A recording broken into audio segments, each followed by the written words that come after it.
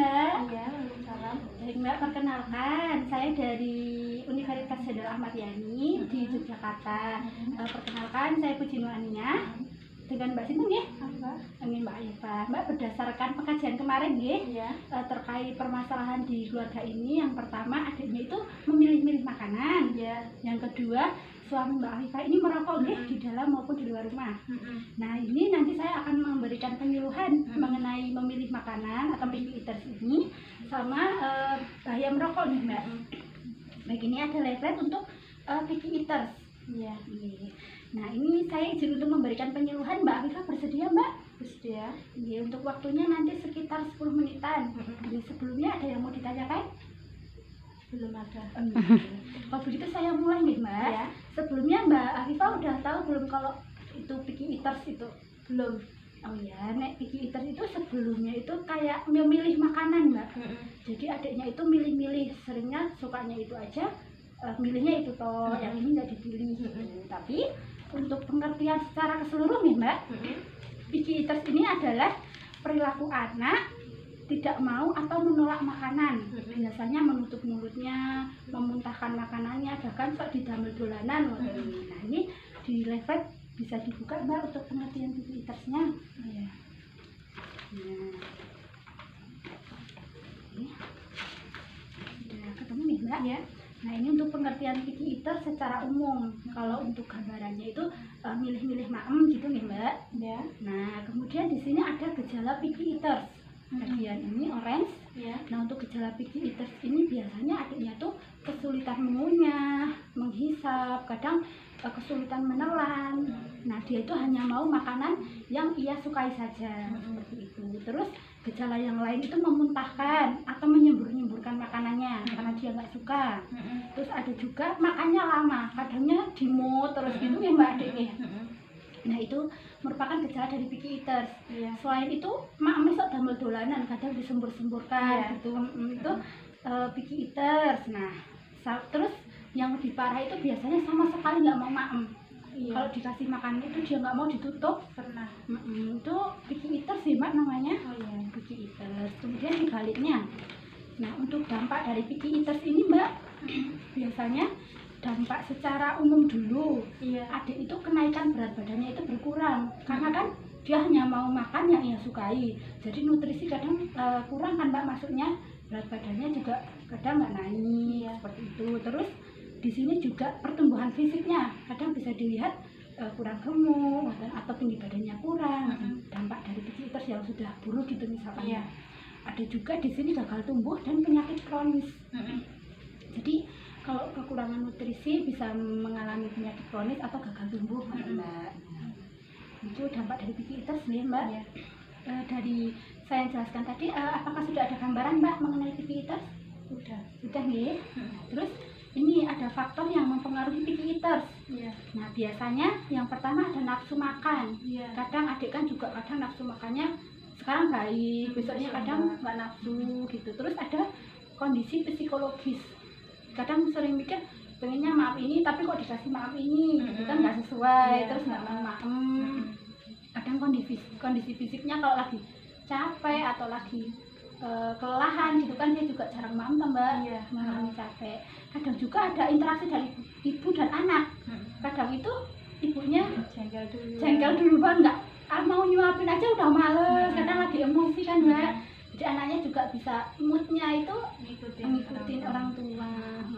Terus ada perilaku makan orang tua. Biasanya Mbak Rifah kalau suka masak sayur, terus jadi anaknya suka sayur terus gitu. Terus ada juga pemberian ASI eksklusif. Biasanya pemberian ASI ini mempengaruhi juga Mbak.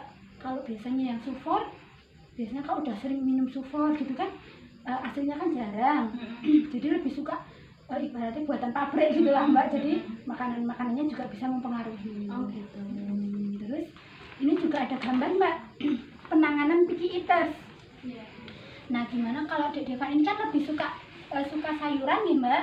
Kalau daging-dagingan kan lebih kurang suka gitu ya. Nah, Telur juga nggak suka. telur juga nggak suka. Jadi bisa dikombinasikan Mbak. Biasanya telurnya dibikin lucu-lucu panda atau dibikin jerapah gitu kan. Jadi kayak menarik gitu kan Mbak. Jadi Dek Deva bisa mencoba. Terus penanganan picky eater bisa menghidangkan menu yang bervariasi. Misalkan paginya itu dikasih telur, dikasih bentuk-bentuk lucu. Terus siangnya bisa sayur tapi ada diselipin sosis gitu, itu bervariasi. Terus mengurangi kudapan di antara jam makan. Nah ini maksudnya itu misalkan tadi udah maem, kan siang mau maem lagi kan mbak, biasanya kan jajan itu selingan itu jajan snack ciki gitu bisa dikurangi, jadi kan siang bisa lapar banget toh mbak, mami juga bisa semangat. Terus ada lagi mempercantik tampilan makanan seperti tadi mbak, dibentuk serapat, bentuk Mickey Mouse. Nah terus ada juga memperhatikan kondisi psikologis anak. Kalau anaknya udah ceria, happy, itu baru dikasih maem bulan. Terus di sini tidak mengikuti keinginan anak, biasanya maunya maem sayur terus tapi jangan diikuti mbak. Mungkin kalau ini pengen maunya maem sayur tapi ya jangan diikuti, kadang-kadang nggak boleh maem ini dulu gitu. Terus bisa mengganti sesuai keinginan, divariasi. Kadang hari ini tuh daging-dagingan, besok bisa sayur-sayuran gitu. Itu tadi nih mbak mengenai picky eaters pada anak. Nih, dari yang saya jelaskan tadi, apakah Mbak Arifah sudah paham mbak? Paham. Ini ada yang ingin ditanyakan mbak? Itu kalau mengenai gizi itu harus 4 sehat 5 sempurna gitu tuh mbak. Mungkin diusahakan untuk 4 sehat 5 sempurna nih mbak. Misalkan dalam satu makanan itu ada sayurnya, atau setidaknya kalau tidak telur ya sosis, ada protein nabati, protein hewani, ada karbohidratnya juga, ada susunya juga gitu.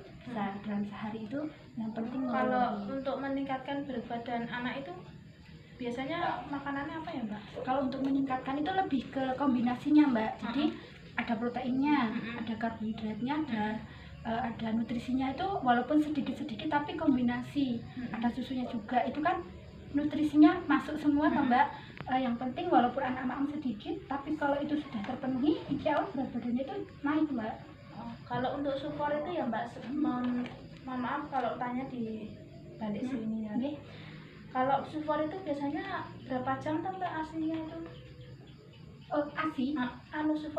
Sufor mula itu berapa jam kalau setelah dibikin terus diminum itu berapa jam ya mbak? Mungkin diusahakan setelah dibikin itu kan masih hangat gitu toh mbak, langsung diminum aja. Nanti takut kalau misalkan sampai 6 jam gitu kan, udah kena bakteri atau apa gitu kan, udah dingin juga, anaknya juga males kan mbak kalau minum dingin gitu.